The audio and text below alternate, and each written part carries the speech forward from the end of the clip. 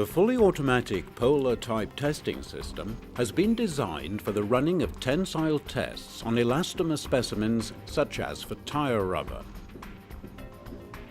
The range of specimens comprises two different types: a narrow or broad specimen strip and the common specimen form for tensile tests.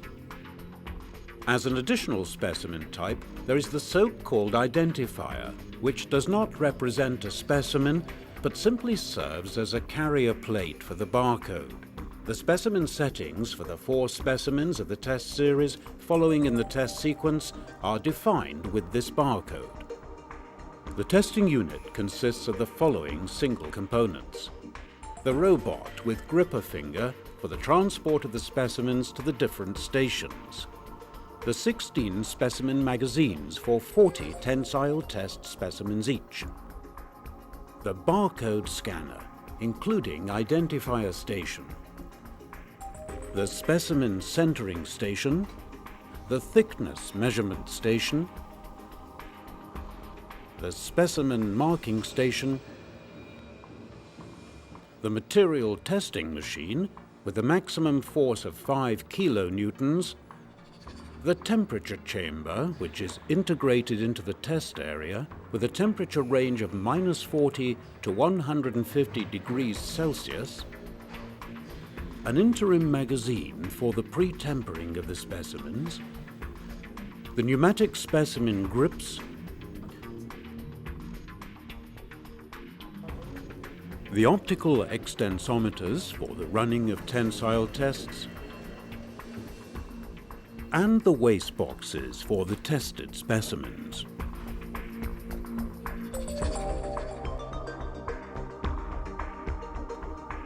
A specimen runs through the following sequence. First, the operator sorts the specimens into the according magazine. This can be done inside or outside the testing unit. After that, the safety door of the unit is closed. The data of the test series are transferred from a higher-order host computer. Alternatively, this data can also be entered in the computer manually.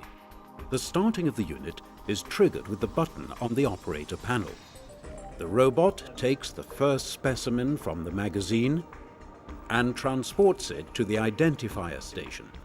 With the help of an inductive proximity switch, it is determined whether it is a carrier plate for the barcode. If this is the case, the barcode is scanned and then the identifier is disposed of. If this is not the case, that is, the gripper holds an elastomer specimen, the next station is the specimen centering. Here the specimens are aligned and centered. Then the specimen is transported to the thickness tester. The thickness is measured with a measurement transducer at one or several spots of the parallel length of the specimen. The final station before the testing machine is the specimen marking station. Here the markers for the optical extensometer are applied and then checked.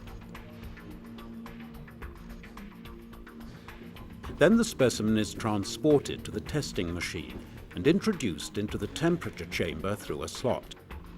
There the specimen is first set down in an interim magazine. Once the preset tempering time has passed, the specimen is brought to the specimen grips. First, the specimen grips close. Then the optical extensometer is set in position and the tensile test starts automatically. The operator can check the progress of the tensile test on the screen. After the breaking of the specimen, the remains are disposed of by the robot into the prepared boxes.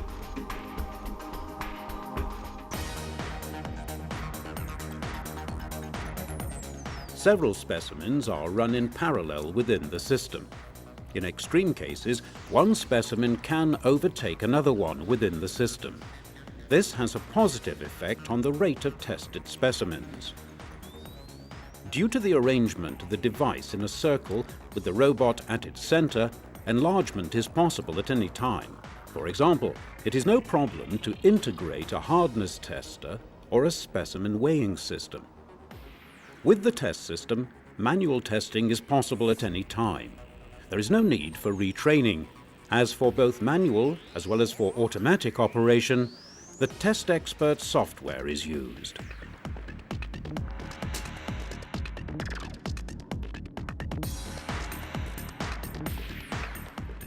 Due to the high repeatable accuracy of the automatic testing system, subjective influences are excluded. In the case of manual tests, these can have a negative influence on the quality of the test results, for example, because of different users. The traceability of the testing conditions, according to DIN ISO 9001, is guaranteed. With the Zwick software Auto Edition 2, an automation module is used which meets the most modern technical requirements. Due to the low test costs per specimen, a testing unit with automatic specimen feed pays for itself within a period of about 2 years. Zwick. Intelligent testing.